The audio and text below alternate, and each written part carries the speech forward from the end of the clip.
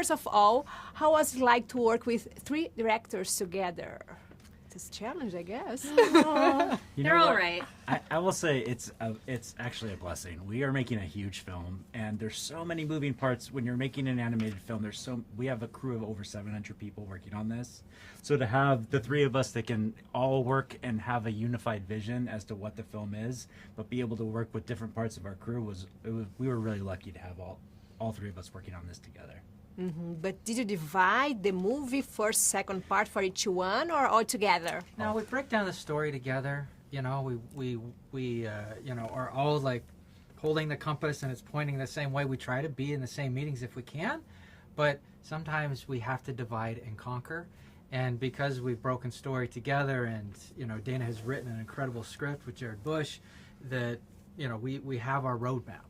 Mm-hmm. And did you bring any woman side of point of view? We have the comic relief here, let's be honest. You know, I think I approach every story character first, and I don't know that I'm necessarily thinking of it as like we're telling a distinctly female story.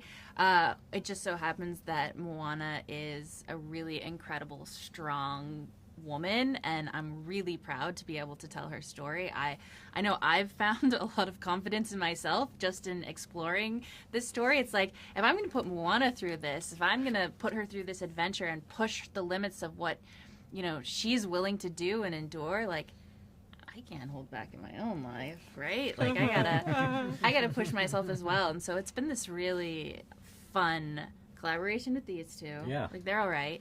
But also just personal journey for me in writing this story. I will say Moana's an incredible character. So she's an adventurer. She's out there doing things that anybody would be proud of to do. She can go up against demigods. She's an incredible character. So I think she's universally one of the most interesting characters to work with. And I think, you know, we just want to find a story that really, you know, shows her in her best light. And 2 Samoans here. Oh, you're not. I'm not. I'll see the freckles. Well, you may can't, but yeah, no. Not for me. And Some Samoans have freckles. yeah, sure. And tell me, how proud are you telling a story about the Pacific Island people?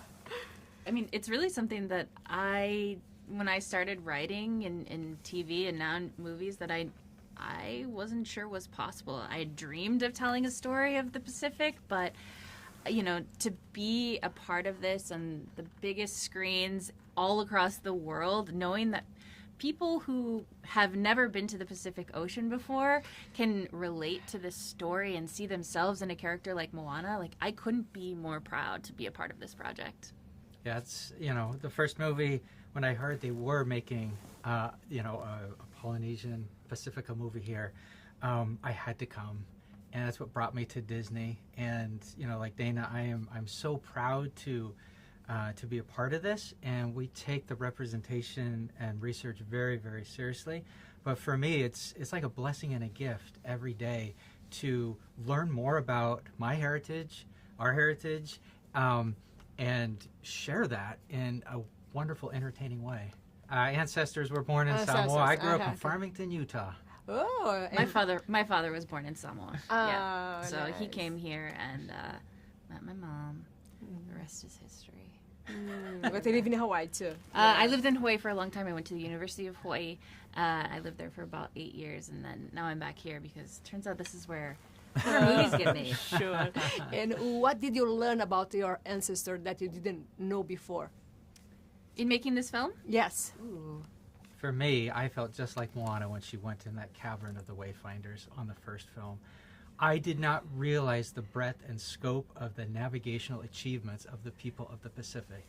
They were able to make the largest cultural ethnosphere prior to European expansion, going from Aotearoa, Rapa Nui, Hawaii, Samoa, Tahiti, like creating that incredible Polynesian triangle. It's 1/3 of the Earth, the Pacific Ocean. For me, that blew my mind. It made me so proud to be connected to that kind of heritage.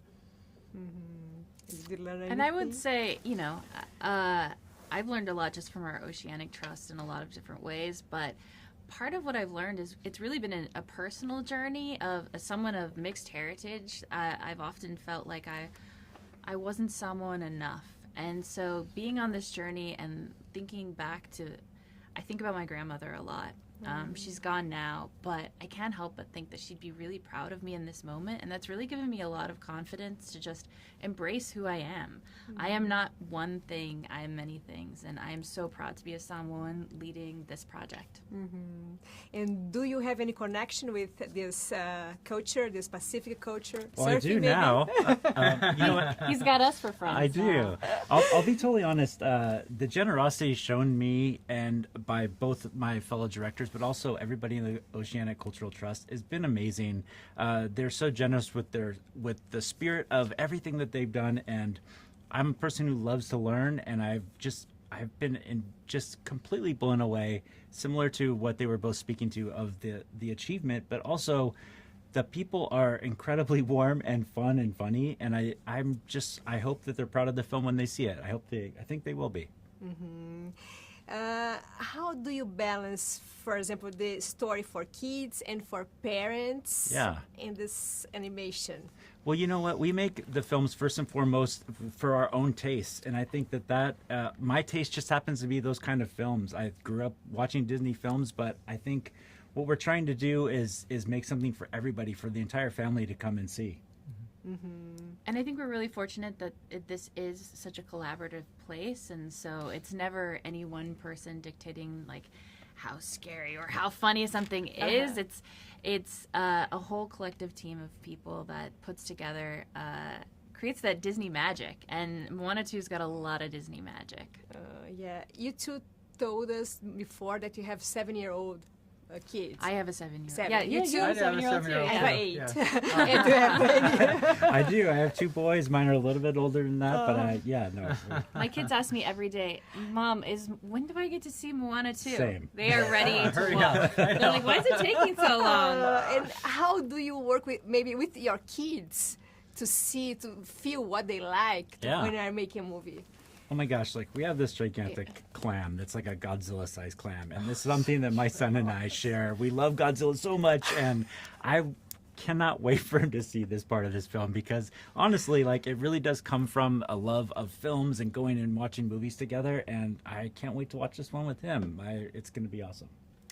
I'm excited to have a new soundtrack playing in my car. Because right now we're still listening to the first film, and my kids are very specific about which songs are on repeat, and so I'm just excited to see what they like about this one, because it lives up to the first one. I'm excited to see what my son says when he sees the Mud Skippers, because in Samoa a few years ago we were playing at the beach with Mud Skippers, and that's when I came back and was like, we need Mud Skippers. They're the funniest creatures. And you have a big one and a little one, as Moana in the movie, right? The 2 kids. Oh yes, Yeah, I actually have 4 kids, but the eldest, Samay, is 21, Okay. and Quentin is 7, and their beautiful relationship, despite that age gap, is really what inspired Simea and Moana, giving her that beautiful tie to her family and to Motunui, but someone who is truly like a kindred spirit that wants to voyage just like her, but it makes leaving so difficult for Moana. Thank you so much. you. It was so nice to Thank meet you. you.